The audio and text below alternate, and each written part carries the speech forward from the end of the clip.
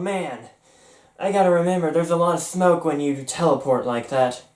Oh, hey, what's up? Give me 1 second. Roll the intro. I'll get right back with you.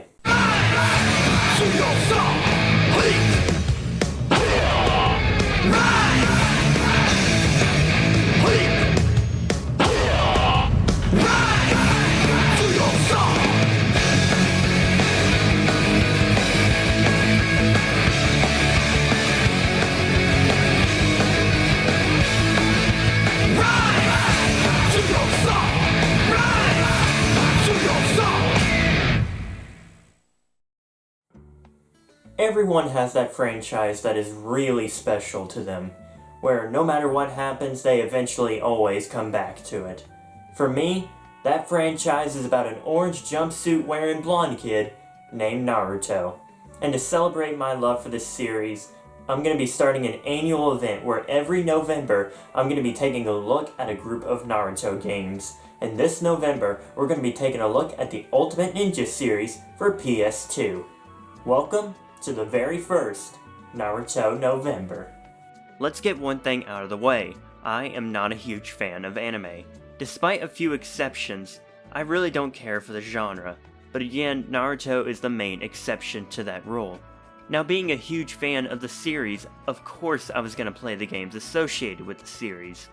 One of the first exposures to Naruto video games was today's game, Naruto Ultimate Ninja for the PS2.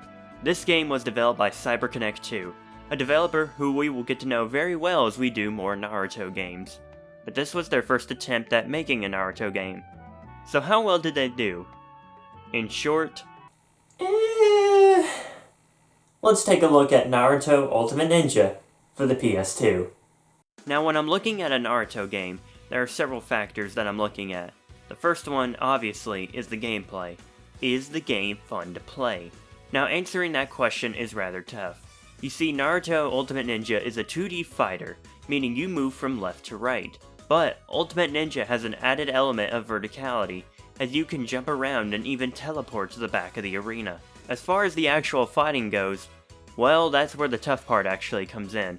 There aren't a whole lot of combos in the game. You have a simple ground combo, a combo that you can do in the air, and that's it as far as melee combos are concerned. Other than that, you can do one jutsu attack, and I believe every character has a unique jutsu attack. Then, there's the special attack. Press the triangle button, your character will glow a certain color, depending on how much chakra you use to hit your enemy, and then you enter a special mode, where you have to press the matching buttons in order to continue the special attack. Now these special attacks are how you do the most damage to your enemies. However, you can't spam them due to the chakra system. This meter represents the amount of chakra or energy you have at the moment. You use chakra for the jutsu attacks and the special attacks. You can have up to 3 levels of chakra at the maximum, and you can slowly recharge it by pressing down on the D-pad. However, I wouldn't recommend recharging using this method. I would recommend relying on your assist characters. Assist characters can assist you. Shocking, I know. They assist you by dropping items for you, although you have to be right in front of them for the characters to drop the items. The items they drop can range from health pickups, throwable weapons, and chakra refill pickups. But they're not as useful as assists would go on to be in later CyberConnect 2 Naruto games. Now I know what you're probably thinking. Why is it tough to talk about the gameplay? Well, because Naruto Clash of Ninja exists. This is a 3D fighter that released in April of 2003. The reason I bring this game up is because when you compare Ultimate Ninja and Clash of Ninja, the clear victor in terms of pure fun gameplay is Clash of Ninja. Now, I'm not going to go too in-depth into Clash of Ninja. That game and series will get its time in the spotlight eventually. But for now, all I will say is that comparing these games side to side only makes the gameplay of Ultimate Ninja inferior in a lot of ways. However, gameplay isn't the only thing that I look at when talking about a Naruto game. Another thing I look at is how the game adapts the visuals of the show. Ultimate Ninja actually does a pretty good job in this department. It goes for a bit of a hand-drawn style, which is fairly unique considering most Naruto games go for more of a CG art style. This makes Ultimate Ninja stand out from the crowd, which in turn helps make it more memorable in the long run. However, it doesn't always use this style, specifically in the little talking segments between fights in the scenario mode. Here, they just use cutouts of the characters to show them talking. This isn't bad. For the time, I bet this was cool, but nowadays this just doesn't do it for me. Now, I wish I had more to say on this part of the game, but I don't. So instead, we're going to talk about the third thing I look for when talking about a Naruto game: how the game adapts the story of the show. Now, this might be a controversial statement, but this game is very bad when it comes to representing the story of Naruto. You see, this game doesn't have a story mode, instead it has the scenario mode. This is your basic arcade type mode, where each character has a set of enemies he or she needs to beat with a bit of talking between the battles. The problem is that the setup for some of the battles aren't very accurate to the show. For example, you guys remember that episode where Sasuke goes crazy after being covered with a curse mark? Yeah, really intense stuff.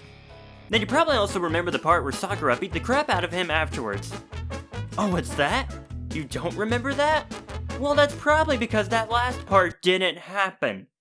This leads me to say that the scenario mode overall isn't really going for an accurate retelling of the show.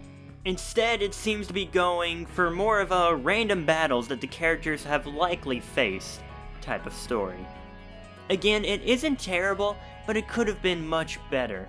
Now, before we move on to my final thoughts on the game, let's talk about some of the other things to do outside of the scenario mode. There is a mission mode, but this is basically just regular fights with special conditions attached to the fight. Now, playing this mission mode is how you unlock the 2 extra characters outside of the scenario mode. Also, there are some unlockables you can get, but all of this doesn't mean much to me. This is all going back to the beginning of the video, when I talked about the gameplay. There just isn't much to it, so I'm not all that compelled to come back and play it. While the art style is a nice representation of the show, that's the best part of the game, to be frank. Even the scenario mode gets old pretty quick due to it being a so-so representation of the Naruto story, and a lack of a real challenge. Frankly, and this is my opinion, the only reason this game sold as well as it did is because there wasn't a whole lot of Naruto games at the time. This is what fans had, so they bought it. And I'm glad they did, because Ultimate Ninja 2 would release in September of 2004, and to say that CyberConnect 2 learned from their mistakes would be an understatement. But I'll save discussions on the sequel for the next video.